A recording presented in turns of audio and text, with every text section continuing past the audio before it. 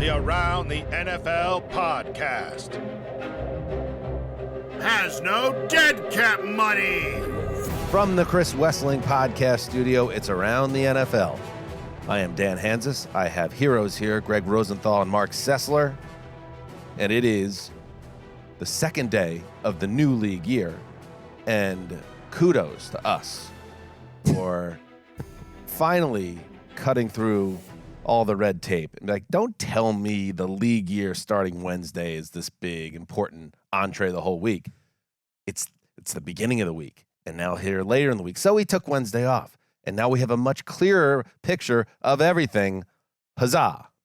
I mean, to me, there is no larger farce, I should say, in all of pro sports than the NFL calendar in March.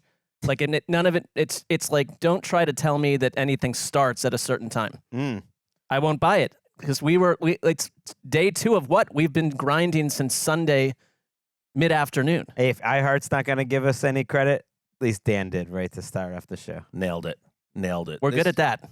This is, yes, really, in reality, the 4th day of the league year. Don't listen to them. Listen to us. And that means many of the big players that were going into free agency looking for homes or looking to stay with their team, just looking to do business, have done that business. In fact, Greggy, of your top 101, how many, what number is the highest ranking player left? Well, Tyron Smith has like a 4 next to his name, but on the original list, yeah. He would have been, I think, 14, and he also would have been the only player on the original list of even the top 20 that's unaccounted for. The only one. And then, so one out of the Kendall top Fuller, who I apparently valued a lot higher than NFL teams, actually just came off the board. He would have been 13th on the list that went, kind of final on Monday as the negotiating period started, and he just went off the board to the Dolphins, who have actually made quietly a bunch of nice little moves. We're still working on our list, and I think there's that's a lot of questions. No, it's more like we exhibit patience. The list will come when we feel it's time for it to show us. I mean, what are we doing? The horse is out of the barn. It's All on right, the highway. Relax. Yeah. Mark, I did not tell you that we did release it. Oh, well, that's good. Okay. But I'm glad to hear that. It's on the internet. Okay. But Why was I not brought into that process? Because it was top secret. We dropped it as an Easter egg on the internet. It was actually...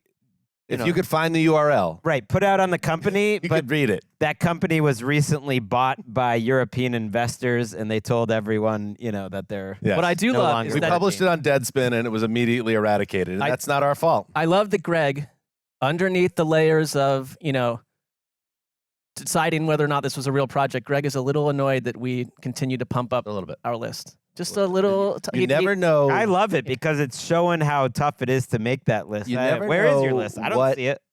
It's always surprising what actually annoys Gregg. Like talking about the pick standings or that football that the charity Doesn't gave like me. the football from or for some reason the free agency 213, you could tell there's just a little bit of agitation. Why is that, Gregg? Why is it the certain only things? thing And then other things, it's like, nothing really matters. The only thing that's bothering me about this is that you actually believe what you just said. I do. I believe 100%. Like Aaron Rodgers, I believe everything I say, and I believe it to be correct. You just don't believe anything anyone else says, at least from like a large sort of organizational or societal standpoint. I don't. Now I don't know what you're talking about. We are going to be getting deep into a look back in terms of what has happened this week, and also, of course, looking ahead to what's still to come with the great Bill Barnwell, who is a great person to talk to this time of year, or really any time of year, but this time of year especially. So that's coming up a little bit later. But first, let's get caught up on the news since we last spoke with you. Someone's going to ask you, so have you had the little-ass boy conversation with Max yet? Yeah, sure enough. Saw him. He's a big-ass boy is what he is. God dang. I did not even connect the dots on that. Gardner Minshew signs with the Las Vegas Raiders. And do we have that original sound anywhere? For context, that Minshew in a game last year was repeatedly belittled by Crosby on the field for his stature, to the point where you cut to Minshew in the second half, and he's like, I'm not that small. Maybe according to the football world, but...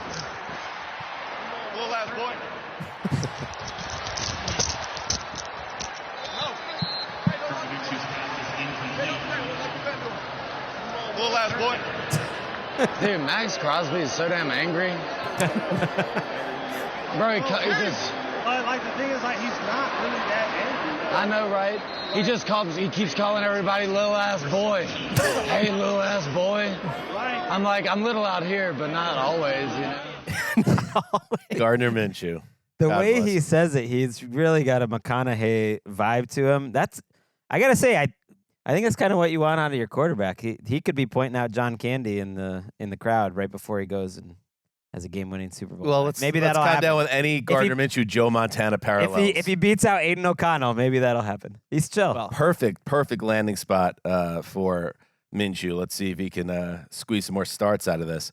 All right, let's start, though, in Tennessee, where a surprise on Wednesday, that Calvin Ridley, we had talked about in our previous show, and in general, all the arrows seem to be pointing to him returning to Jacksonville and circumventing the trade terms with Atlanta to avoid giving up a second-round pick, that he would just sign with the Jags, who he spent last year with on the first day of the league year. No, all that erroneous. Ridley signs a 4-year, $92 million contract with the Titans. That includes $50 million guaranteed. He's now, in terms of average value of salary at that position, a top 10. Which really jumps out to me, Mark, is a little rich for my blood with Calvin Ridley, a guy that's 29 years old. He's got a suspension on the ledger. He faded a little bit last year, or was a little hot and cold in general, and you're paying him as a number one. Like, once again, the Dalton scale of wide receivers. That is an offseason episode that is screaming at us. Where would Ridley fall? I think on the other side of that. So let's talk about it, because he's not being paid like that. These wide receiver deals for a number of years in a row have been wild. I would say this, though, about the Titans in general. I don't know if Calvin Ridley is. I'm with you. I think the money is more than the man in this situation. But this was a team that desperately needed to Well, not the man. Well, The player. the player. Okay. Okay, that's I important. don't know him personally, so that was out of bounds by me. And I Not since you took down the entire insider culture have I thought that you really made such a personal attack. More on that. that was only a couple days ago. But now you add Ridley to DeAndre Hopkins, Treylon Burks, Nick Westbrook-Akina. It's like Will Levis is coming out of this as somewhat of a winner because they didn't. Can you say those again? Say those names again. Calvin Ridley, DeAndre Hopkins, Okay. Treylon Burks, Nick Westbrook-Akina. It's not that they couldn't go draft someone else too. It's just Is that good? I'm just saying they were bottom of the barrel, one of the worst wide receiver groups in the league at times last year.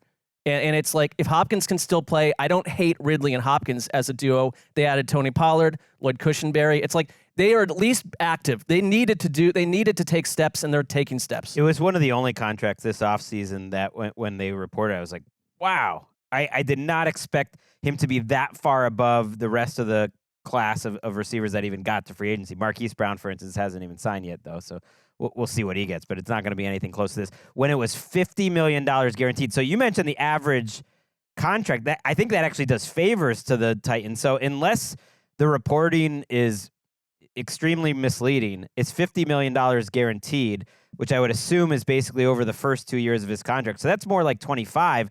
It's actually backloaded. I don't think he gets to that third year anyways.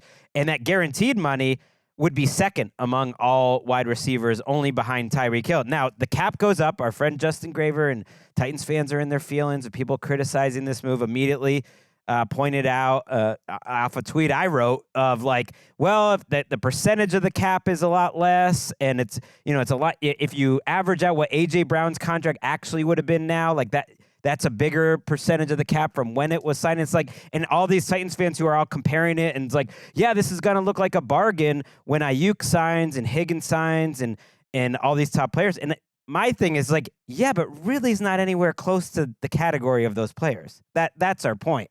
That's like, yeah, of course, A.J. Brown takes up a bigger percentage of the cap, although he got less guaranteed money, which, again, is a little crazy.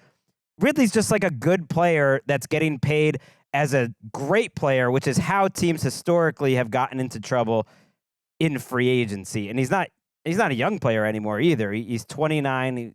He's a little inconsistent last. He's like an older version with a little more, background than Christian Kirk. Like, remember a few years ago when he was getting $19 million a year at the time, and that aged up well. And it actually did. So, like, you can look at it that way and if he if he has 100 catches next year and 1,300 yards and 8 touchdowns, that's fine. But you need him to be that guy, and he hasn't really, other than very early in his career, been on a trajectory as like a star/superstar player. But I don't want to.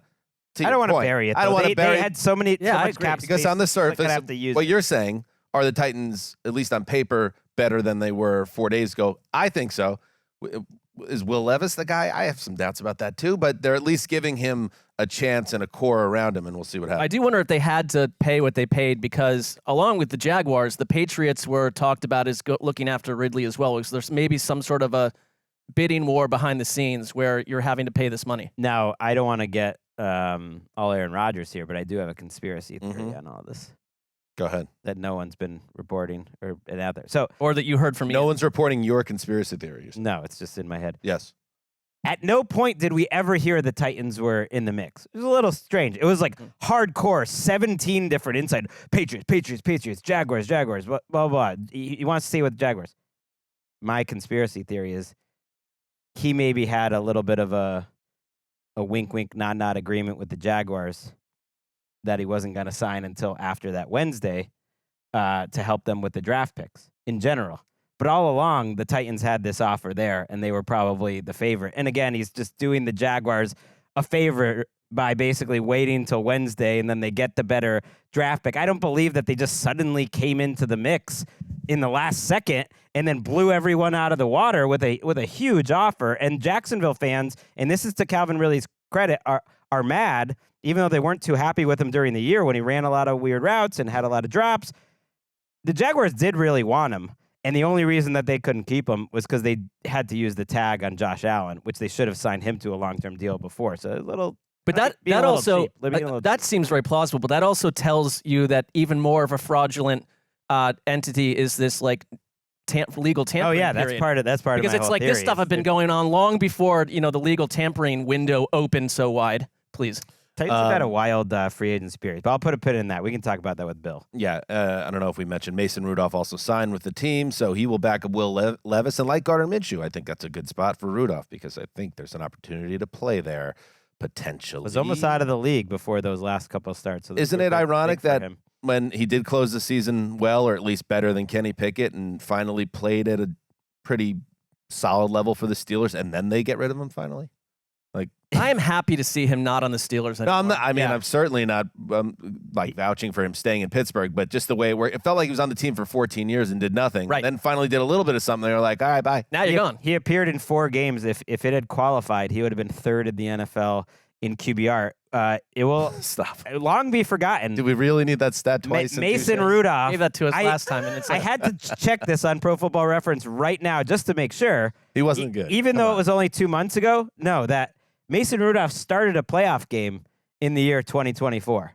He was in the NFL started the playoffs. All the teams got to choose their starting quarterback. Yep. Mason Rudolph was one of those quarterbacks. Put it this way. Right. One of the more low wattage playoff that was games only 2 I've months ever ago. witnessed. I can't believe Rudolph throwing for 945 yards, 5 touchdowns, and 2 picks in his final 4 games has a real hearty whiff of Desmond Ridder's last 4 games in Atlanta, and people being like, hey, he was pretty good. It's pretty good, actually. Speaking of Desmond Ridder, the former Falcons starting quarterback is on the move. He was traded. How about this? Rondell Moore, once upon a second-round pick, I believe, once upon a time. Yep. So the Cardinals send Rondell Moore, their former second-round pick, to the Falcons for Ridder. So a 1-for-1 swap. Love these. It's fun. It's like old school, player for player. So the Cards get a new backup, and the Falcons add another wide receiver. I think the Falcons, and I know they're going to be like the sexy NFC South pick, and they should be. Like this is another team that has like recrafted their offense in a couple of off seasons. Like you have Drake London, Darnell Mooney. I like him in your wide receiver group. Rondale Moore, Kadarius Hodge, who's more helpful than I think people realize. Then maybe you've got Kyle Pitts finally emerging, Bijan Robinson, and Kirk Cousins. Like this offense on paper looks dangerous. By the way, fantasy drafts aren't for months, but I am one of the many, many thousands who will be back in on Kyle Pitts with Kirk Cousins. Yeah, but it feels like a shaky fantasy situation. The Falcons in general, because I'm not going to. I'm back, There's baby. a lot of people to like. I was in on them in year 1 and year 2. I took year 3 off, and I'm all the way back in year 4. Then we know what happens with you. Then he doesn't perform, and then you write him off as a person, as a man. I'm sort of in on this, like, Kyle Pitts has this idea. Don't cross me. That is not a reality. That, like, if Kyle Pitts was who we thought Kyle Pitts was, like, I think we would know more by now. I don't think he's as explosive as he looked. He's played through some injuries. And he had some injuries. Blaming everything on Arthur Smith and Ritter, I think, is a little too simple. It's pretty rare that you have a challenge trade. These are both players that were a little disappointing, I think, to their team. Ritter, maybe more than a little. Yeah. But he was a 3rd-round pick. Like, if he turns into a decent backup quarterback, like, that's what you kind of expect out of a 3rd-round pick. Ritter got his coach fired. More can make people miss. He is now the 3rd wide receiver on the Falcons roster that has caught a pass in the NFL in the last 3 years. So, like, they only had 2. They only had 1 before Darnell Mooney, and then they had 2, and now they have 3. So they needed Progress. Yes. The Chargers making moves. They say goodbye, and this one, as a team, I follow a team that needs wide receiver help and maybe a playmaker that could stretch the defense. Mike Williams is on the market. The Chargers release Williams. The Bolts pushed a lot of pain into this offseason with some restructures last year, and now they have to pay the bill, and that's why Mike Williams is no longer on the team, and that comes after he signed a 3-year, $60 million contract after 2021. He was having an awesome start to last season before he tore his ACL, and of course, Mark, injuries and Mike Williams, they are no strangers. So any team that does sign him, I'm very curious to see what his market is. I think there'll be a lot of teams interested in him, but how much money he gets considering his injury history. But he's still pretty young guy, too. I think he's sneaky young. Yeah. 29. But 29. maybe his body's sneaky old. Will be an interesting test in free agent. Yeah, he is like, he's a juicy free agent wideout sitting out there, but it is like how many games you're going to get out of him year after year. And I know this team's going to look so different, but when Mike Williams was not on the field for the Chargers during this Justin Herbert era, they looked a lot different. Like, I think he certainly made defenses have to pay attention to him. Now they're down to Keenan Allen, Josh Palmer, and Quentin Johnson. I think Quentin Johnson's got a lot of pressure on him to be what they thought he could be at this point. I think Harbaugh is kind of stripping it down a little bit, and it's going to be this year.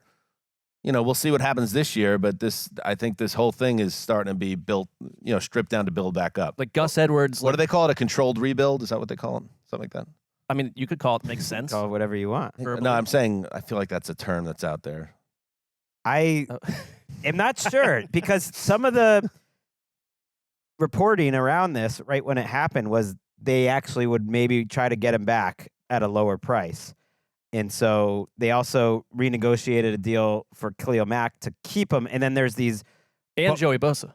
Has that happened? Yeah. Well, they're working on he's restructuring his deal too. It's a controlled rebuild. But I know that Gregg was working behind the scenes because yesterday when we were deciding, like, is there enough to do a show? Gregg kept being like, I think there's going to be big Chargers moves. And like 8 minutes later, I'm pretty sure some big Chargers moves are coming. And poor then, like, Ian, Ian's trying to work. He just keeps getting I wasn't texted bugging by him Rosenthal. at all. It was obvious. They had like everyone was reporting that for weeks, that something had to happen. No, but here. it just was like. You broke that Bosa news to me, I got to admit. Is there on the Bosa way news here? Yeah, well, that he restructured it to stay. So. What do you mean you have to admit? That's what I do. I operate in the news I'm saying industry. I have to admit that I was a little off the grid on the way in. Okay. I ate a little lunch. I missed that. Do you really get beat on aggregated news? Like when you're not actually a reporter? You're saying he beat you on that? I'm not saying he beat. I'm saying I entered he has the to show. admit that I actually was productive. And It has nothing to do with Mark. I'm saying The insider, Marc Sessler. I entered the show without a key bit of information related It's very to unlike you. something, and I don't feel good about it. And guess who was there for you? I'm surprised. Mark Edward Sessler. Yeah, I mean, who was there for the freaking listeners of the Around the NFL podcast? That I'm actually very surprised They would be fine. by that Bosa's staying, considering how little he's played. But Mike Williams, would you rather have him or Calvin Ridley? Ridley If they're healthy, Mike Williams. If they're healthy, Mike Williams. I put Mike Williams as number 12 now in the new 101, which is confusing because half the people How are about off this? it. It's like I'm ranking him against people that are already signed. But to me, he's a You never true know. X-receiver, a true difference maker when he's out there. Coming off an ACL, he might have to sign a prove-it deal. But let's say he gets a Fugazi deal. So let's say, it's a 3-year deal or 4-year deal, but it's really a 2-year deal. So 2 for $50 for Ridley or 2 for $35 for Mike Williams. Give me Mike Williams. All day long. Oh, yeah. All right. And if I had to guess, I'm going to go 1 for $14 is like what I I'll think get. so, too. Something like that. I'd be, if Decent I were, money, but if I just were 1 Joe year. D, I would be all over that, especially if you're a team in a win-now window. You take a chance And we have on a guy like predictions Mike coming Williams. up later, I believe, in the show with Bill Barnwell, and I have a prediction tied to Mike Williams. Great. Okay, so we'll just move on. So if you're listening, just fast forward to that. Yes. All right. Joe Flacco got a job. We were just talking about Joe Flacco last show. I was trying to wrap my head around why you would ever sign Jameis Winston in general, but to sign him to replace Joe Flacco, who was one of the great stories of the NFL season as Deshaun Watson's backup, took the Browns to the playoffs. The Browns say bye-bye. So Flacco needs a job, and he lands with the Colts, a 1-year, $8.7 million contract. How much of that? All right, 4.5 is guaranteed, according to Shefty. And a nice landing spot for Flacco. He is backing up a second-year quarterback who is a top 5 draft pick. So unless Anthony Richardson gets injured again, Joe's not going to see the field. I kind of want to see Joe take the field again, but I also want to see Anthony Richardson stay on the field this year. So if anybody was like invested in the arc of this Joe Flacco end of his career renaissance, this could end up be something that puts him in mothballs. But good for him. He's in the league, and he's still making millions of dollars. I just like that Anthony Richardson is a Shane Steichen quarterback, and Joe Flacco is a Shane Steichen quarterback, and Gardner Minshew is a Shane Steichen quarterback. Like, get you a coach that can do both. It's like, okay, let's just get the guy who's exactly the same as the backup. No, like we've seen Shane Steichen work it with Nick Foles to the tune of one of the greatest Super Bowl performances of all time. He was on that staff somewhere, wasn't he?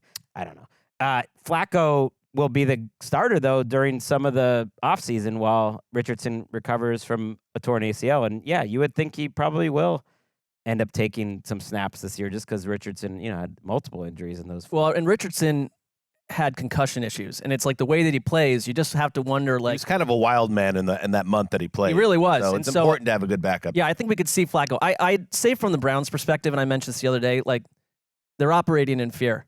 Like this, it was too much of a distraction to have like a fan favorite emerge behind the quarterback who's the worst free agent. Right, it signing wasn't of the about last money 10 because years. his base salary is basically the same as Winston. Got a little. That he was too popular, and like I think that's just another chapter in a team stuck in a very dark situation under center. They might say that Flacco was potentially a fluko. If you ask them why they did it, they'd say, "Oh, yeah, Sure, but you went and got Jameis Jameis Winston. Like it's not like you have an absolute. I know Greg is higher than Jameis Winston than some, but it's like Right. Jameis Winston is about as hot and cold as it gets. Right.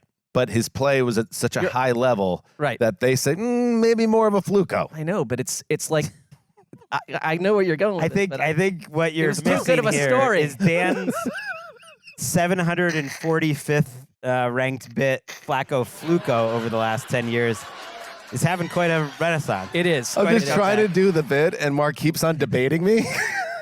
I know, but it's like whenever we go down Jets Avenue and you spin the yarn about how everyone's against the Jets and it's always constant jokes and this is my so-called team. Yeah. Right. And But this is what I liked about my team last This year, isn't- and they got rid of it. Yeah. No, but what he's saying, though, is like he got that comeback Yes. player of the year award. Go ahead. He deserved it. But he could be a Fluco. Could be a bit of a fluko.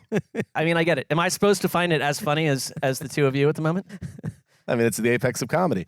Bobby Wagner, his homecoming with the Seahawks was brief after one season. And We have a middle school watching us right still now. by the played way. at a high level. I just don't look outside the fishbowl. I can't help it, and they're all Yeah. taking photos and stuff. They're outside the windows. He goes to that place, Washington. The Commander's been active. Agreed to terms with Bobby Wagner, formerly of the Seahawks, and before that the Rams, and before that the Seahawks, on a 1-year deal, $6 million guaranteed money, worth up to $8.5 million. So there you go, a veteran hammer in the middle of that defense. And Greg, dare I say, at the risk of offending you, future Hall of Famer.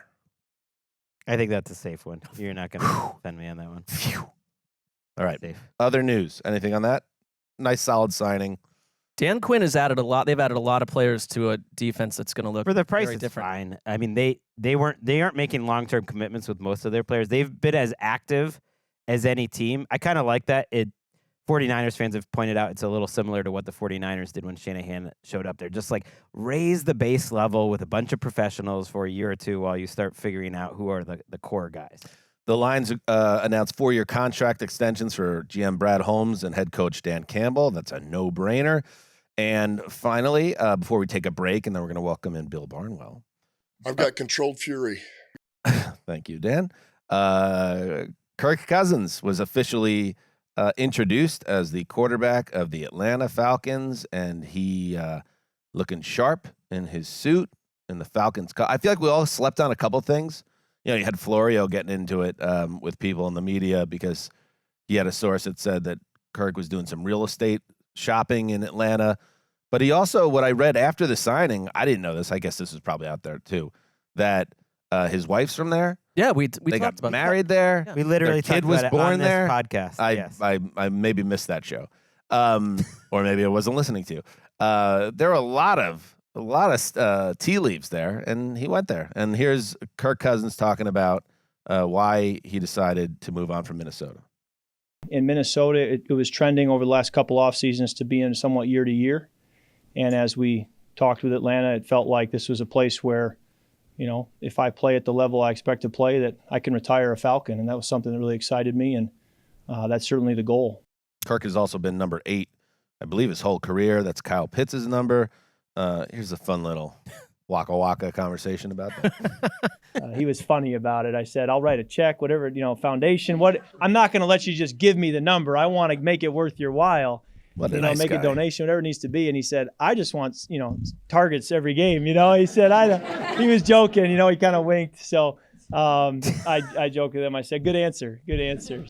He winked. I'm telling you, Kyle Pitts, there was no joke about that. He's like, you can throw it straight, right? You could hit me in the chest with passes.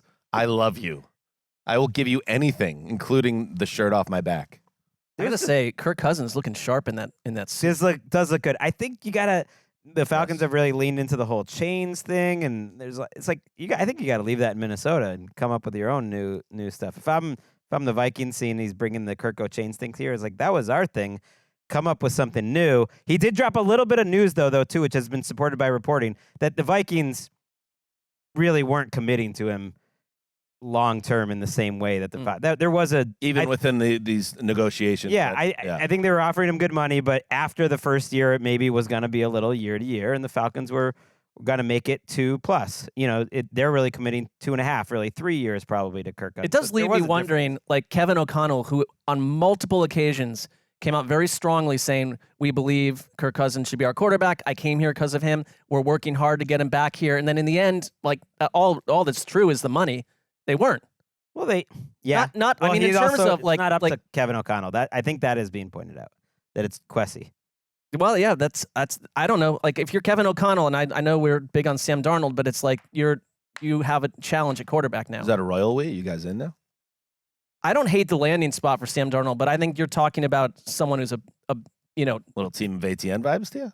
No, save it for Bill, who's been listening to this entire segment and tells me over text that he's actually talking over our points, making his point. All right, so let's take a break because that sounds saucy. He might come on mad. We might have said something that offended Bill, and now we're gonna find out. That's good podcasting. I hope so. All right, we'll take a break and we'll be right back.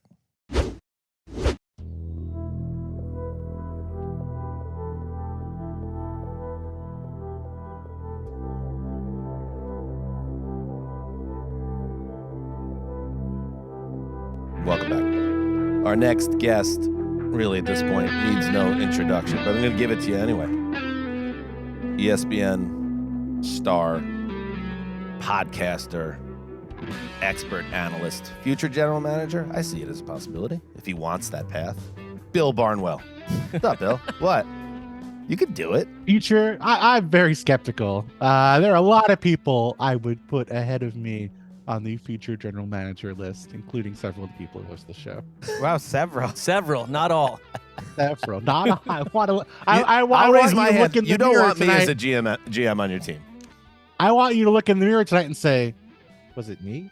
Oh, I'll be thinking about this for probably months. But you he have is no a idea what you did to Mark Syke just now. He is a TV star. He's actually between SportsCenter hits right now. Hell yeah. Insider information. And you see him on Around the Horn more now. They're using him there. So it's all. I was happening out for on the Bill. town, Yes. in the afternoon, like a couple weeks ago, and As Marc Sessler often. well, no, just like Sure. and up on the television, for all the place to see was Bill Barnwell like chopping it up, but of course no sound, and then they don't put the closed captions, so that's a problem. I spoke to management about that. I try to be so eloquent and so overly verbose, or so underly verbose maybe, that you can read my lips even if you're not an actual lip No, reader it's a on service Around to the the Horn. to the viewer. Yeah. Did you anything in our news segment that you jumped on when you're getting set up that offended you? We seem to be getting. Oh, some, yeah. Oh, that's, Yes, absolutely. Multiple things, frankly. What, just that we made you wait, or what else? No, I would have just watched the show. That would have been, frankly, my dream appearance, just be to watch the show from behind the door, not have to come up with original thoughts, and just be like, yeah, I contributed. I was a part of that show. I just never got. I was like, the guy at the All-Star game we never got to play. Still an All-Star, just because I didn't get on the field does not matter. Two things I want to ask. Yeah, go Okay. ahead. Let's get going. Number one, the idea that Kirk Cousins needs to leave the Kirko chains in Minneapolis. I'm not saying you're wrong necessarily, but it's not like Kirk left you like that in Washington. Like he brought that It's to fair. Minnesota. And I think as someone who does not have a lot of bits, like Kirk has like 2 or 3 things, and that's it. The things we know about Kirk Cousins, the chains, we know you like that, and that he does not know how to grill food. Those are the 3 things he has to bring from stop to stop because he doesn't have anything else. That's true. That's like the Don't abandon the bits. Yeah, like the certain dad bits, like if you leave your keys behind and then dad's like, hey, you're not going to get too far without these. Like he needs to have, some of his greatest hits. Maybe Don't it's take him. maybe it's the take away. Falcons social media giving me a shirtless Kirko chains this morning with the caption "woke up dripping." It's just like, okay. These social media handles need to, That's in on general, social calm media. down. That was last year, and to Kirk's credit, he pointed out the chains aren't going to be so cute if we're not winning games. So if he actually looks like a 36-year-old coming off a torn Achilles, then the bits are going to die. All right. So what we're going to do is and unless there was another thing Yeah, I that thought you something took else- exception there to. is. Yeah. Oh, wow. Yeah, keep going. Let's go. Let's chop it up. Let's figure things out. The universal Sam Darnold love. I wanted to make it clear that even though I am a guest and respect the opinions of the Around the NFL broadcasters and the Around the NFL show, I do not want to be included as one of the Sam. You want to Darnold be supporters. excluded from that narrative, a la Taylor Swift. Very much. Yes. I am on the other side of this line. History will prove me right. Do you know what's good about that? Because I don't know if you know, Bill, very much on the other side with, your colleague and friend Mina Kimes, amongst others. Of course. That I think it's good because I don't need the one thing the Sam Darnold hive doesn't need is it to become a tidal wave of everyone expecting him to be good. We still need prominent voices like Barnwell, like Rosenthal, like the Cess dog. See, you were wondering if I was going to leave you out. Saying, no, he sucks, because that will make it all the sweeter. So that is great news. No issue here. No issue here. Yep, I agree. There's a lot of times where like people will like the Lions, for example. There were no Lions haters the last couple of years. Everyone thought the Lions were going to get better. Everyone was excited about what they were doing. Like, I think that there's like this like false hater thing that comes up and people are like, no one believed in us. Like, no, everyone believed in you to get better. Maybe you exceeded expectations, which good for you, but everyone thought you were going to be better. Everyone thought you did a lot to improve. Nobody was like, this team's going to be terrible. So I feel like you want to have some actual haters to just make your point, make it feel a little more valid. When Bill, you Sam are in Darnold does have that fine form. I could tell, like us, you've been doing a lot of podcasts this week, a lot of appearances. You should check out the Bill Barnwell podcast in addition to this show, and you'll be all caught up. So let's get into some categories. I know you did some superlatives on your show. This will be slightly different, but kind of the same. Well, maybe we'll make it different. That's different humans talking about football. Yeah. And I'll start with the move that made the biggest impact. And the reason I want to start with that one is because I'll take the easy one, because I think Kirk Cousins is that pick for me, because of obviously the position he plays, but also the recent history of the Falcons. And I don't even really need to dig in too far, because you know how important just having a stabilizing force at that position can be for a Falcons team that might be ready to make the leap. Your thoughts, Bill, on the Cousins Falcons fit, and then maybe if you want to throw in one of your own biggest impact guys. I do like the fit. I think the price matters when we talk about free agency. I think, especially when you get the actual money here. And I think Greg pointed this out, I believe, on social media. It's not that big of a deal. It feels big, and it's 2 guaranteed years, but this is basically the Daniel Jones deal, but with inflation making up most of the difference. Daniel Jones got $82 million guaranteed. With inflation from the cap, that's up to $93 million over 2 years. Kirk got 100. I don't think that is an exorbitant amount for a player who was, top 10, would you guys say, last year before he got hurt in terms of quarterbacks around the league? Lower half of the top 10 for sure. I think that's like fair. 8, 9, and 10. Yeah, sure. That's a good deal. To me, I think that's a really solid price for a quarterback who, even if he's coming off the Achilles, he's not a mobile quarterback anyway. I don't think you're going to be asking him to run around a lot. A player who had a great injury history before suffering the Achilles, had not even been on the injury report for many years before suffering that injury last year. I like the fit in Zach Robinson's offense. I think the personnel they've added, not only who they had in place, but also the guys they've added over the past few days. Darnell Mooney, they trade for Rondale Moore today. I think those are exciting pieces to work with. They play indoors again. Maybe he doesn't give you the ceiling you're looking for. Maybe you don't get the rookie quarterback ceiling. But I think if their goal is to win the NFC South, this was a logical move. Yeah, I think so too. I just think people have this idea that they're this ready-made team, and it's a totally different coaching staff. People often project forward of how is this offensive line going to be, for instance. It actually was pretty disappointing last year. It's one of the reasons I think they fell short. How is their defense going to be? Some of the numbers look pretty good for the Falcons, but DVOA, they were 24th because they played such an easy schedule. That was artificially inflated. And you look at their defense, the front sevens, especially the edge rushing positions, pretty lackluster. So it helps they look like the best team in that division, but that's doing a lot of the work here. If you're just lining up who's got the best roster in the NFC, they're right in the middle, and they might be behind the Minnesota Vikings. So it's I don't think they're some great ready-made team. They're just in a bad division. Yeah, but you'll take that. Play it as it lays. You are not going to be stuck in the NFC West anytime soon. And you have an owner who's in his 80s. You have a roster that's not one of the younger rosters in football, especially after all the free agent signings they made last year on defense. If you want to go win 10, 11 games, I think Kirk can do that for you. Biggest impact for you, or maybe it is Cousins, or is it someone else? I would say Cousins, but I'm trying to think of a second person. I don't know if you could hear me trying to stall as I was giving that answer. We could pivot too. You don't have to force another impact answer. No, because I think there's a conversation to be had here. What about Saquon Barkley? Okay. Should we have the Saquon Barkley conversation? Because I think it implies a couple things. Number one, there's the economic impact of, okay, we have found the point where even teams like the Eagles, who are not typically investing in running backs, are willing to go out and pay for a premium running back. We saw that price tag make sense. He's getting less than Gabe Davis, which at the end of the day, I have to believe if you polled 32 NFL defensive coordinators and said, are you more worried about Gabe Davis or Saquon Barkley? If you're playing them next week, I have to imagine most of them would say Saquon Barkley. And I think it raises this really fascinating question about what this Eagles offense is going to look like post Jason Kelce retiring, and after they've now hired Kellen Moore to be the offensive coordinator. Are they going to be a team that throws to the running back more the way Moore's offenses did with Tony Pollard and Austin Eckler? Because they didn't do that much over the past couple of years with Jalen Hurts. Is Jalen Hurts going to run less? Is he going to be less a part of the designated running back or quarterback running game? Is he going to be the guy who runs the tush push? Are they going to put Saquon in the tush push spot? I think is a viable possibility. I think there's all these different questions about what Saquon is going to do in that offense. And it may work out that he's just a typical running back. He gets 30 catches a year, and that's a pretty boring answer.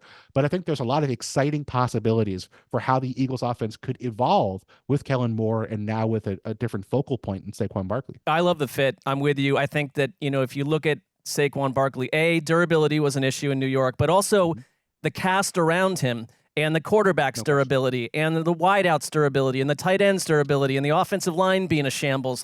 He's in a much better spot. And I think the Eagles have found a way, even though their season ended in total chaos, to kind of flip the switch a little bit where some of that goes away. And I think Saquon Barkley is like a new face who, like you're right, it changes the versatility of what the offense can do. And I feel a little bit different about the Eagles. And him going to another place, I wouldn't have been big on. I like it in Philadelphia for the NFC East rivalry side of it, too. I absolutely do, too, because I think my answer for biggest impact, a lot of the options would be on the Eagles. I think Bryce Huff for them is going to be perfect. I think Chauncey Gardner-Johnson is in that secondary that just absolutely needed something. And I think that is a sort of an undervalued position, having that versatility where you can play slot, you can play safety, and they absolutely needed someone back there, and they know what they're getting in Chauncey Gardner-Johnson. Like, I look at a lot of the moves this week, and a lot of my favorite moves are the Philadelphia Eagles. I'm back in. Everybody's back in on the Eagles. How about this? Pivot. Yes, go ahead, Bill. Here's my question about the Eagles.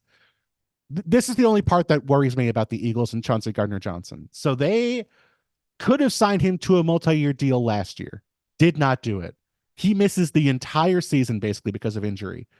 And now they want to bring him back on a multi-year deal? Does that seem a little worrisome to you? That maybe they're just trying to erase what happened last year and just bring back, try to just bring back the 2022 team at all costs? I think he just had a certain number that he wanted to reach last year and no one gave it to him.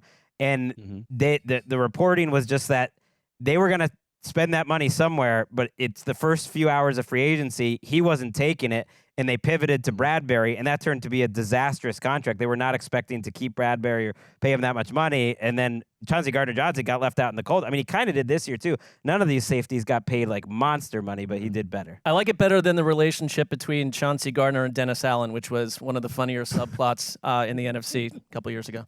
Somebody, I'm looking for it on Twitter. Somebody sent it to me. We've been talking. It's come up a couple of times on the shows this week, that the idea of being careful with your friend that breaks up with the girl, and then you say something bad about the girl, and then the friend gets back with the girl. Yeah. Like, eef.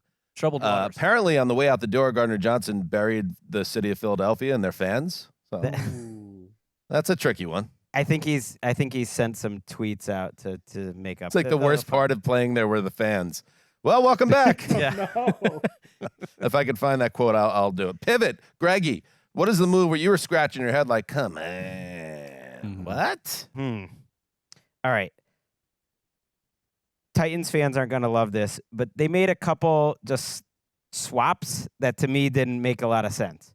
One of them was Azeez Al-Shaair goes to Houston, and they bring in Kenneth Murray from the Chargers, which feels like a downgrade, and they paid more money for it. Another one was Derrick Henry leaves the building, and you bring in Tony Pollard, which is fine. I like Tony Pollard, so I'm not really killing this one, but it's just like a swap. Is this an upgrade again for the same amount of money? There's just a lot going on there, and if you look at each move, I don't think one by one that they were terrible moves by the Titans. Like Lloyd Cushenberry gets a lot of money at center, but they all scream to me of a team a little bit like the Patriots, although they spend on their own guys. It's like at some point you have too much cap space and you just feel like you have to spend it, and you make marginal upgrades. Like they went from Aaron Brewer to Cushenberry at center and just spent twice as much money. It's like, historically, that's bad process, and that sort of process doesn't work out. So it's more of the Titans process in general, but especially that Murray contract seemed bizarre to me because he was kind of a fiasco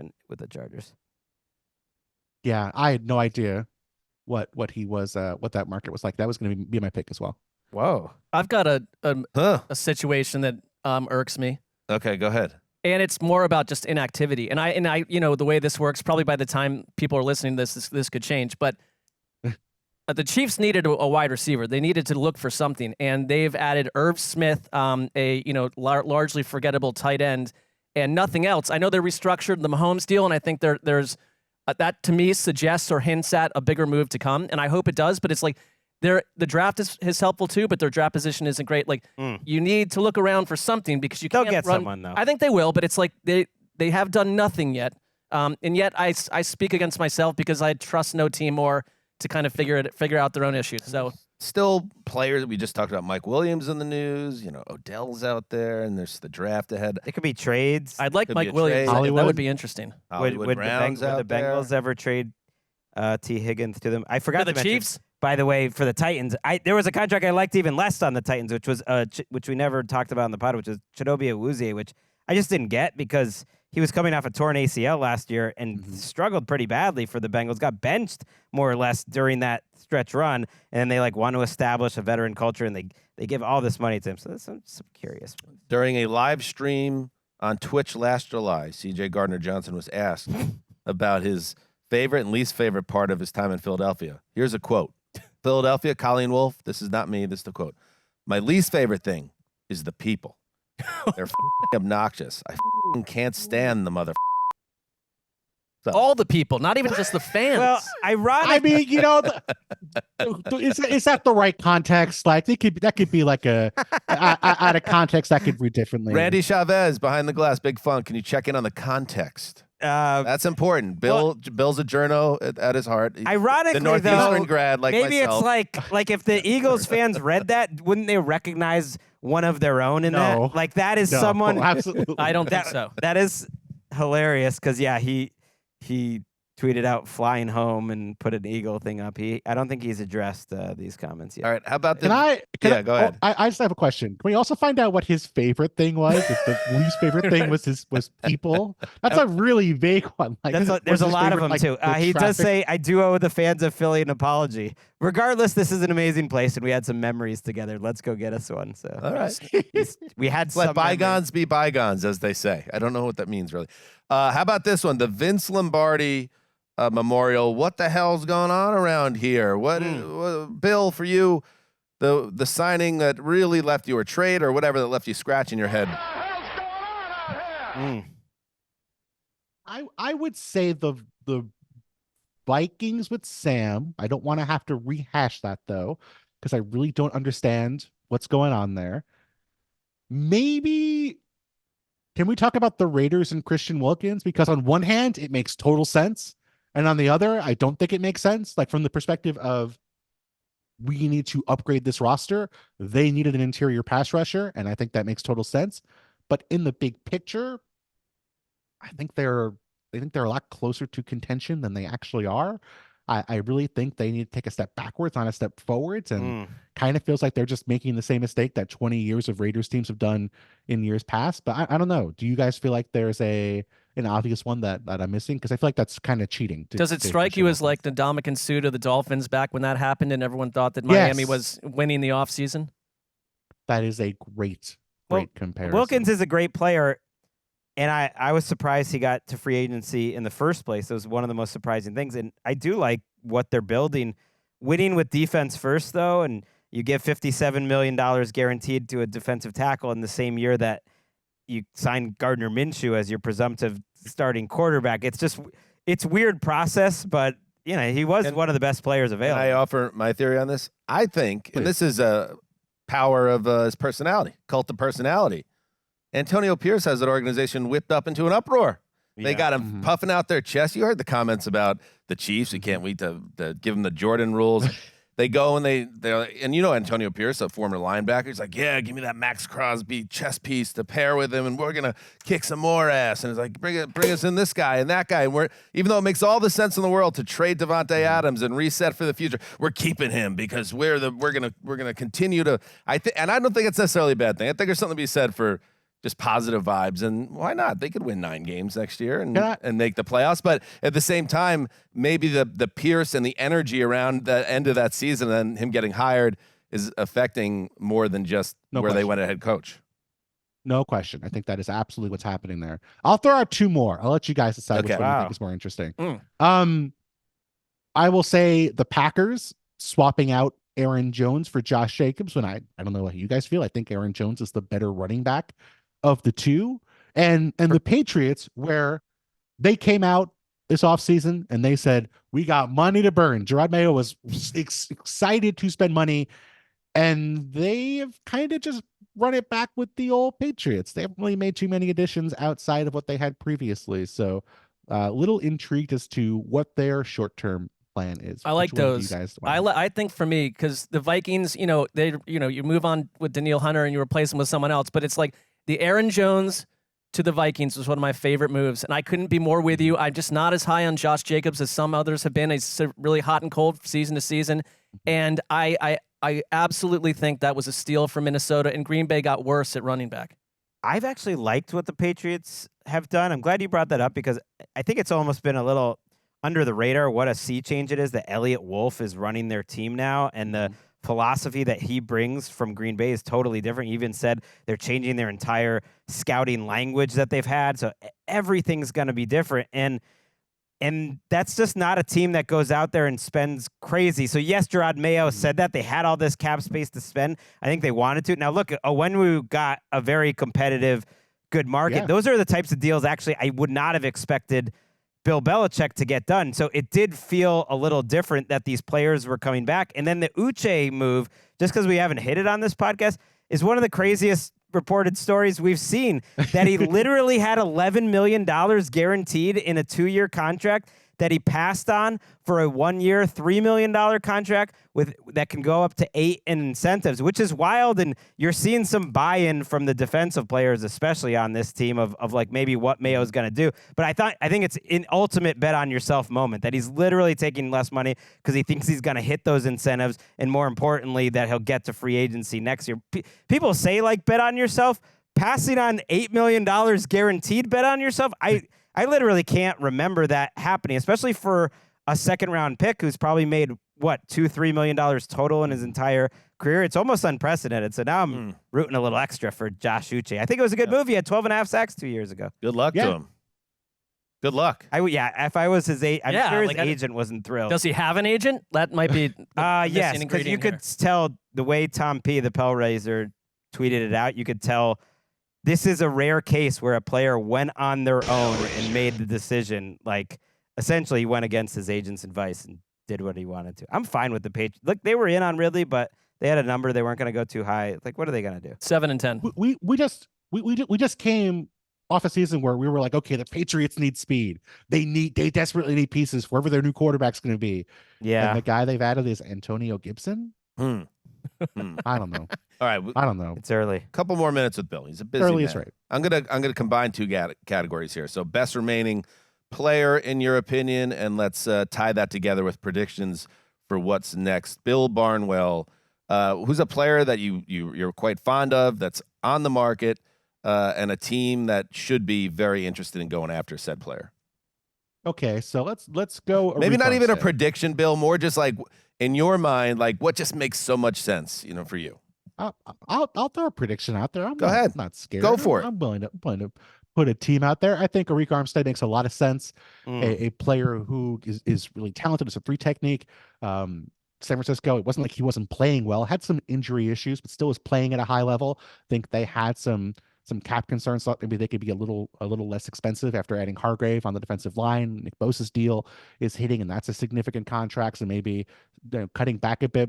Put a pin in this for 1 second, Bill. I hate to interrupt you. We actually have developing news on the Armstead situation. You are not allowed to look at your computer because it sounds like we know where he's going to go. If you can guess what an opportunity where he ends up landing, you actually win around the NFL podcast 2024. You're the winner. Like those shows you're on ESPN. You win the game. Here we go. I don't win very often. The team I was going to put out there was the Jacksonville Jaguars. Whoa, are you serious? Stop. Yes. 100%. Did he get it? He got it 100%. right. He wins the I told you. podcast. He won the podcast. I told you this guy should be a GM. What a moment in time. He sees things. Not kidding. I'm not kidding. I did not look. They were my pick. I kind of figured if they got Calvin Ridley, they weren't going to go for that kind of move. No, he's got integrity. I swear. He's a Northeastern graduate. He's got integrity for days. You don't have like a television directly in front of you that's off to the side. No. I believe you. I believe you because you're that's the ilk of type of journalist that you are. You've nailed that. Wonderful job. No, I would rather have made a funny pick that was wrong as opposed to a correct. All right, so pick. why is that such a great move now for the Jags? They made a couple cuts. They let Fodakazi go. They needed some pieces up front. They needed to make an addition to the defensive side of the ball. They're set on the edge with Walker and Josh Allen. They cut Darius Williams. I think they're going to maybe address corner in the draft. But it kind of felt like once they lost Calvin Ridley, they had money to burn.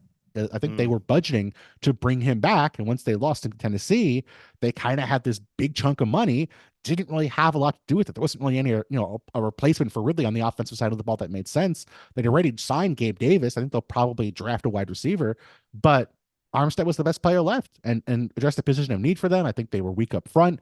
I think they needed another piece on the interior. Armstead's a great player. Thought it made a lot of sense. I love him. He's like 6'8", could barely fit through a door. Still playing well. He was actually the fifth highest graded interior pass rusher last year, according to PFF. Just missed snaps for the first time and missed 13 games over the last 2 years. It does remind me a little bit of, though, the Rams signing Allen Robinson just because they had so much money when they couldn't get Von Miller that they just like, well, we got to spend that money the next day. Yep. And so that's what the Jaguars do this with the Calvin Ridley money. But Armstead's a good player. But was Trent Baalke the guy who drafted Eric Armstead? Ooh. Was he still there when they drafted Armstead? I believe he was.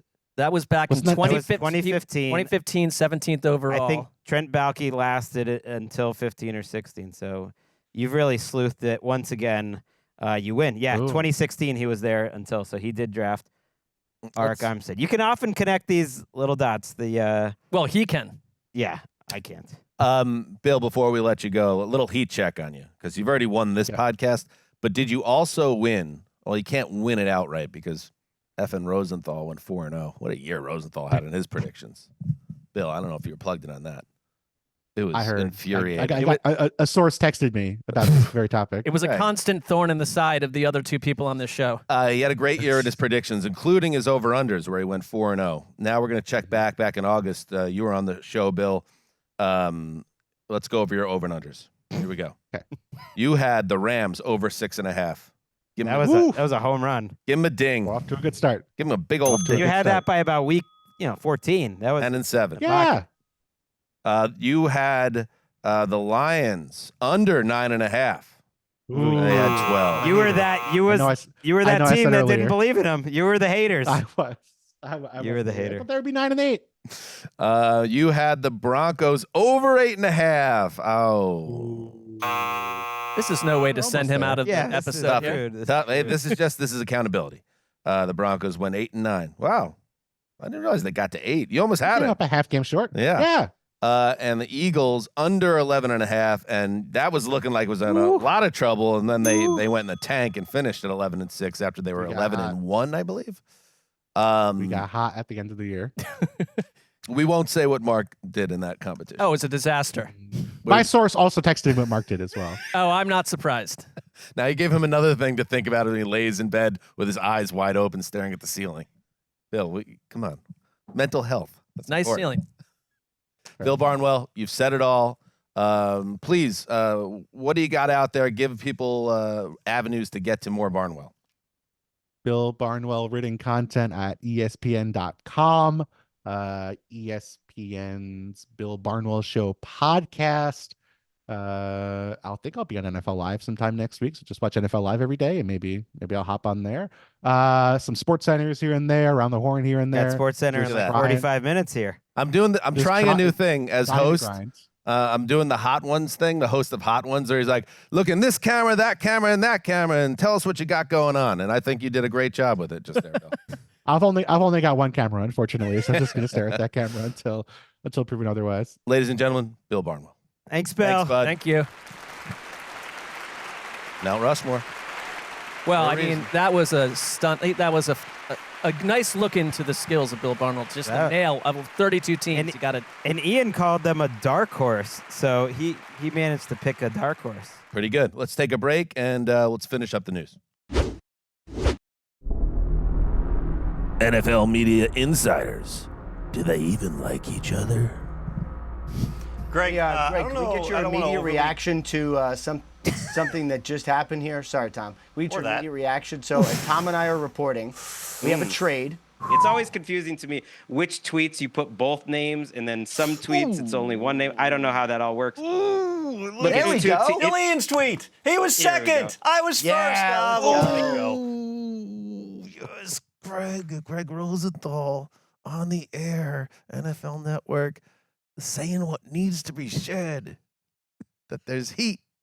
I don't even need to say it. That clip, if you re-listen to it on the podcast or you watch it on YouTube, Tom starts to break the news. He has like a half second where So close. he starts speaking, and Ian literally cuts him off. Oh, that's the game, man. Back when we went down this avenue, That's the game. back in Austin, like Yeah. I said that there is a bit of a flashpoint focus element to Oh, the yeah. insiders, and it's just mounting and growing and bubbling.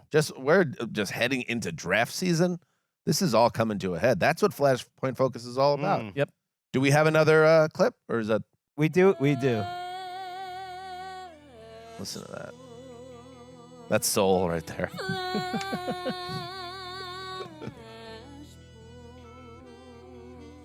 All right, let's listen to the other one.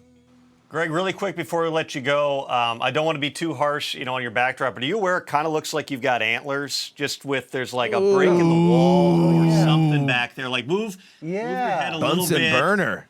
A producer also wants to see what the sign says behind you, since we're only getting every third letter. So as long as it's Be not nice or like dirty leave. or If something. you're a New Orleans fan, you'll kind of recognize that artist, Simon, who does a lot of stuff. That was a wedding gift. And you can also see my lock trophy here as the back-to-back champion of the Around the NFL lock competition. It's a dynasty, people are saying. What a dick. There is no greater self-promoter in the entire building than Greg. No, he's there. If he's got a platform, he will be pumping himself. It's like a politician's thing. Like, don't answer the question that they ask. Answer the question you wish that they asked. I pivoted right off that antler. You might and want right to, into what was important. You should run for vice the president. dynasty. We would be comfortable if you want to join RFK. Take just a sabbatical here. We'd be. It's like Antlers, by the way. While I was saying that, I was like, "Oh, I'm clipping this for the show." Good. Good work. I like it all. Hellraiser coming after you. He's trying to make a fool of you on live television. I could work on that backdrop. There's a lot going on. It's not as smooth as some out there. Dan's looks great. Mark's is good. Mine is about as stark as it gets. I'm still working on that space. The key to a good background, I find, is to have more depth, but it's hard to have depth of space here in Los Angeles. Right. I tried to talk Emeka into. I would set it up on that the camera would be showing the whole rest of the garage, and she thought that looked insane to show like the back of a garage. It's like, Greg, there would be depth. It's like, Greg, we get it. You're a feminist. Like Liz Ferris CD sitting on the shelf. We get it, dude. Well, that's signed. You're a champion That of was women. a birthday Okay. present from Liz. It says "Happy Birthday, Greg." It used to be in your bedroom. You could have big. switched that. Big. Wait, that's a around. signed Liz Ferris CD? Not only individually signed when she was a guest of the Tonight Show, and I was that's pretty cool. a page there. All right. That's I pretty thought cool. maybe she went to your wedding too. All right, I'm going to give you a little bit of a pass there because there's more to it than just look at me. I mean, give you a break. I'm a champion. Also, Gabe Kapler is in the mix there, back there. That's signed as well. I like that. Signed as well. He is a Jewish star of a Boston sports team. You got to take advantage of that. Who was batting, I believe, 8th for some team in Japan. And what I guess you could call it would be the first time I really ever met my wife, Emeka. How about that? Greg is real into autographs, apparently. I didn't realize that about him. Just autograph hunter. I've seen him at the That was a combine, present. elbowing sharp elbows to children. You also trying to get a some lot of prospects. presents, it seems like. A lot of people are giving you gifts left and Well, that was from the best man Must at be our nice. wedding. Got his hand out He a lot, brought it us seems. to that game. It was when we first met. It was your cousin who was very stung nice by 120 bees at the wedding. What did Yeah. he give you? That was not at the wedding. That was when we were 10 years old in the Breaking news. forests of Wilbraham. Breaking news. What was it again? I forgot. The Seahawks are acquiring Sam Howell from the Washington Commanders. They also get a 4th round and a 6th round pick in the deal.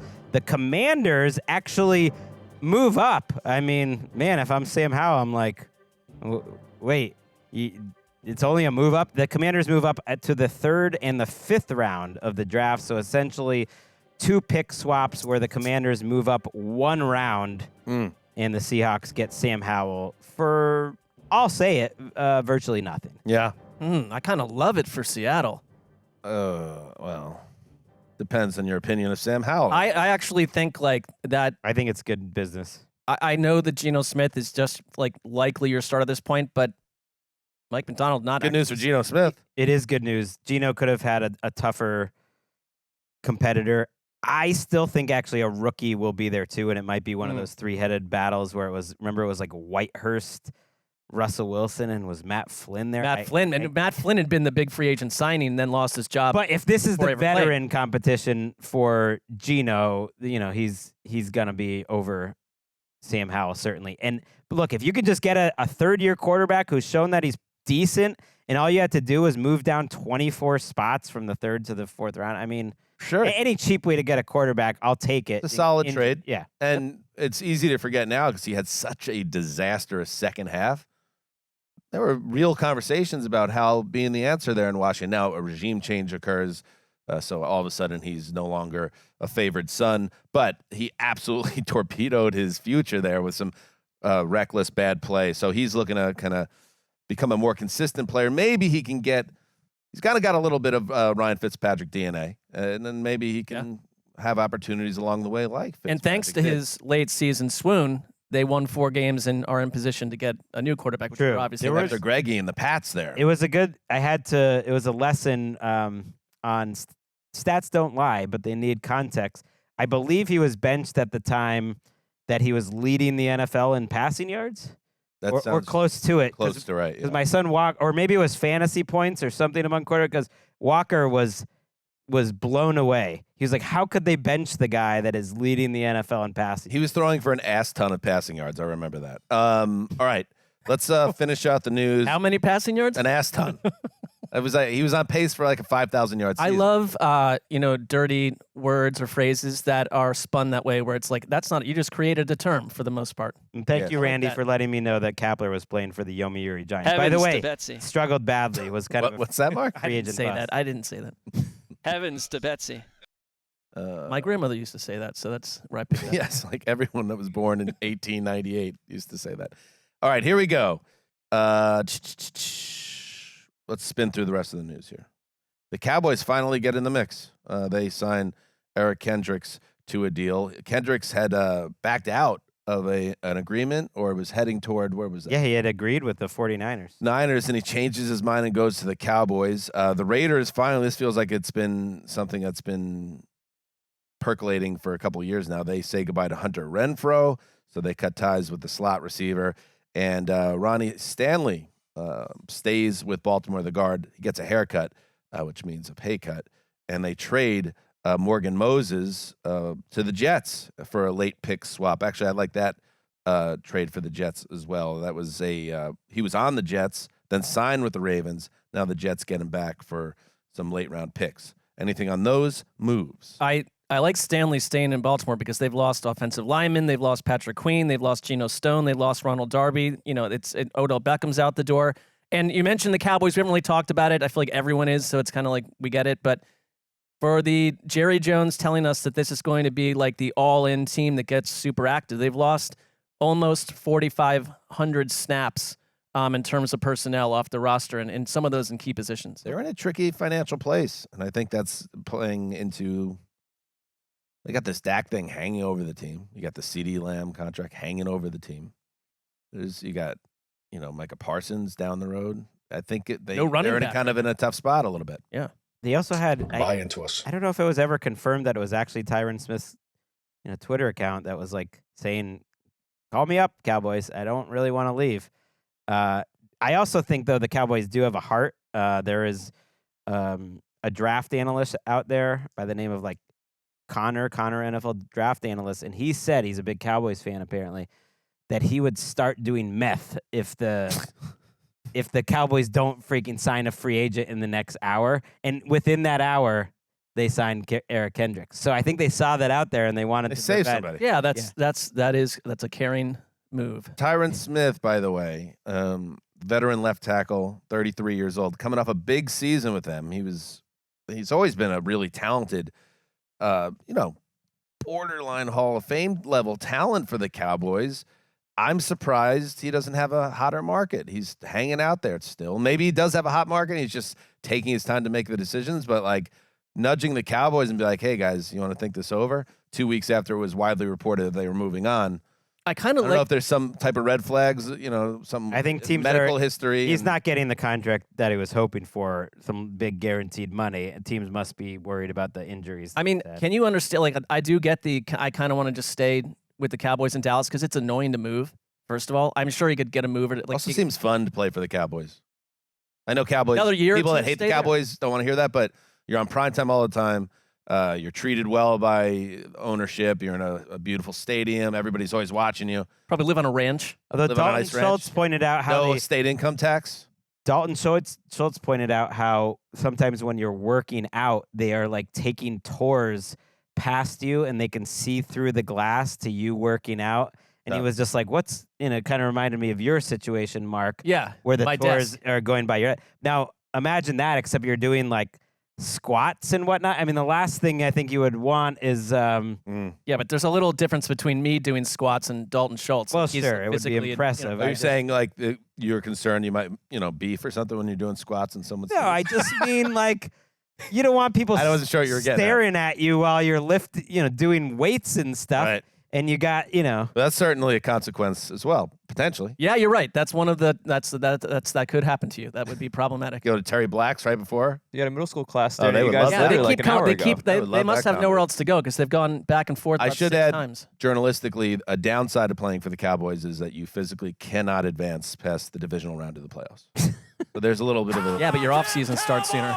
glass ceiling as well. It's true. You don't really get paid extra for the playoffs. It's sneaky. That's true. I mean, a little bit, but barely. In other news, Willie Gay goes to the Saints. The Bucks bring Jordan Whitehead, the safety, back home after a couple of years with the Jets. The Bengals get Sheldon Rankins, who I've always liked. Von Bell. They cut ties with Nick Scott.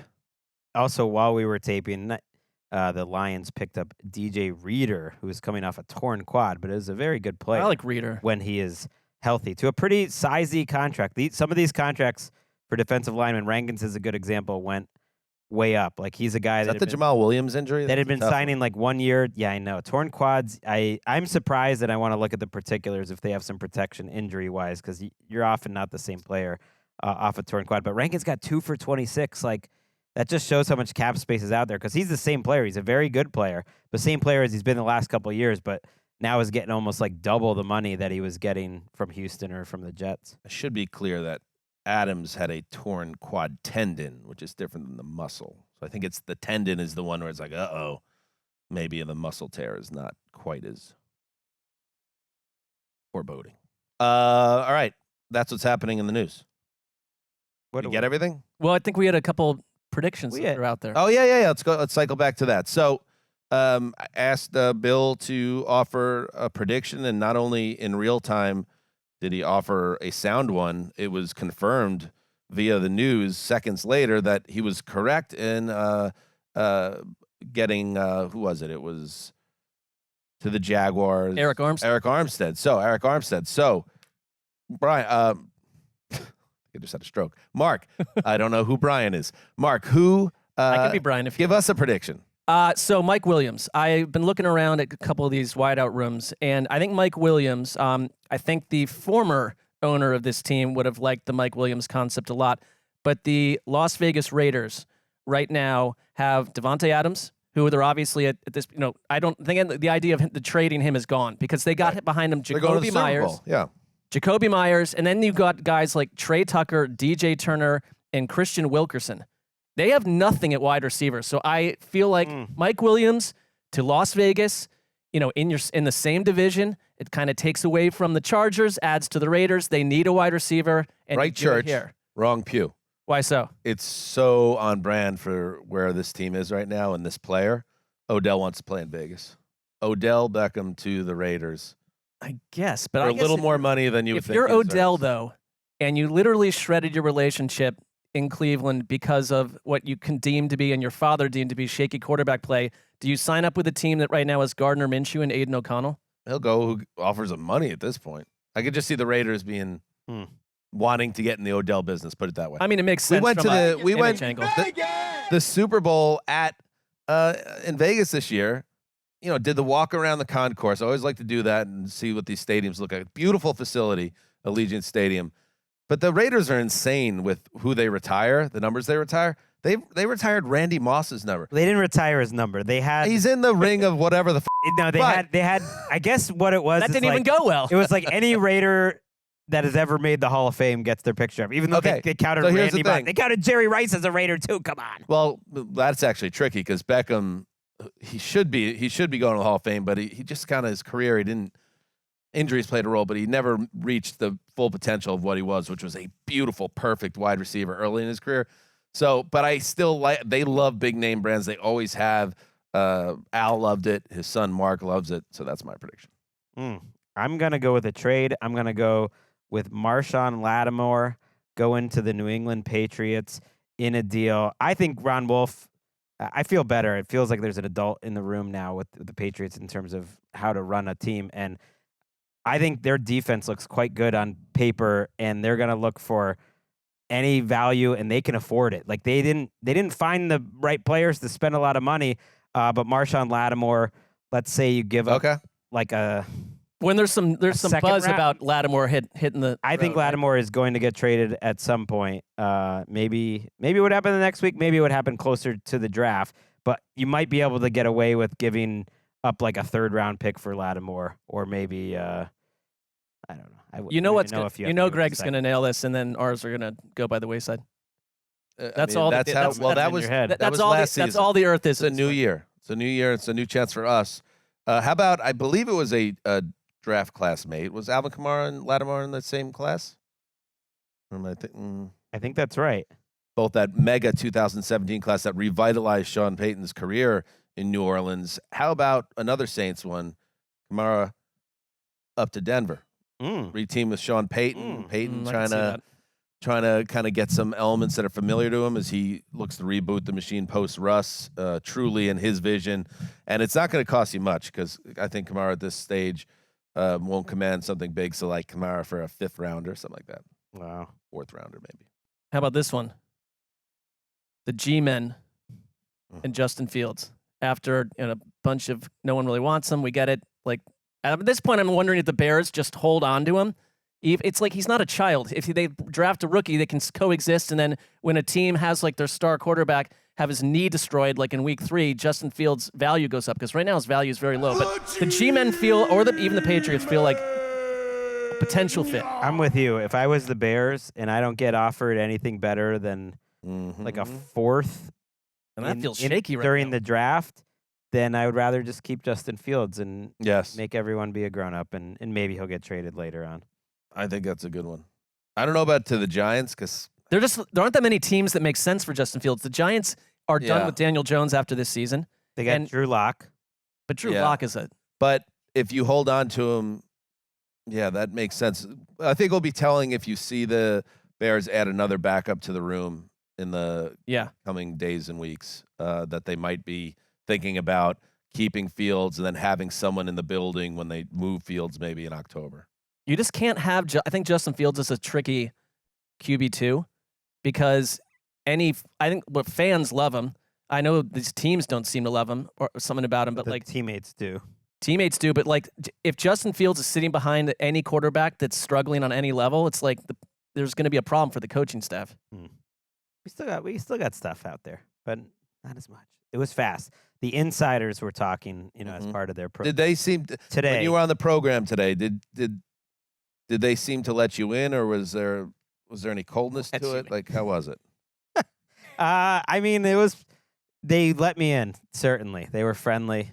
I mean, it was pretty much whatever interactions we had was on the air because it wasn't too much before that. But yes, they were great, and they were talking about how this really was the fastest moving. I don't know how they could prove this, but the fastest moving free agency that had ever happened in terms of the most players and the most signings coming off the board the faster.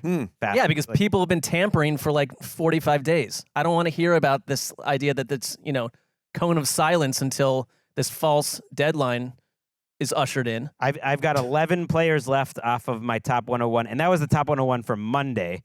If you had gone back to the original list, it'd be way, way, way. People are tracking it at this pace, Greg. I know they're looking at every transaction on the NFL.com website. Didn't get him a chip. Should have gotten to a Super Bowl, but they got robbed by the officials. with that 2017 Saints draft class. Marshawn Lattimore, first round. Ryan Ramczyk, first round. Marcus Williams, second round. Alvin Kamara, third round. Trey Hendrickson, third round.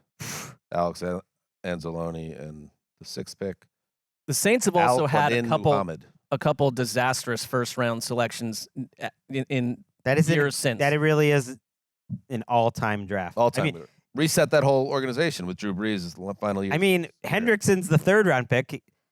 Muhammad, actually, you just mentioned as this, even the sixth round pick had a nice career. It ended up being in Indianapolis, but like, it's a crazy draft.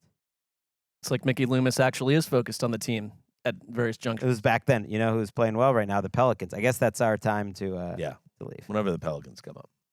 All right. Thank you, everybody. We'll be back on Friday if something warrants it, but don't hold your breath. It's got to be big. Got to be. We had a Deshaun Gregg Watson running for president. We had a Deshaun Watson one a couple of years ago. Yeah. He's not stealing my Friday. Heed the call.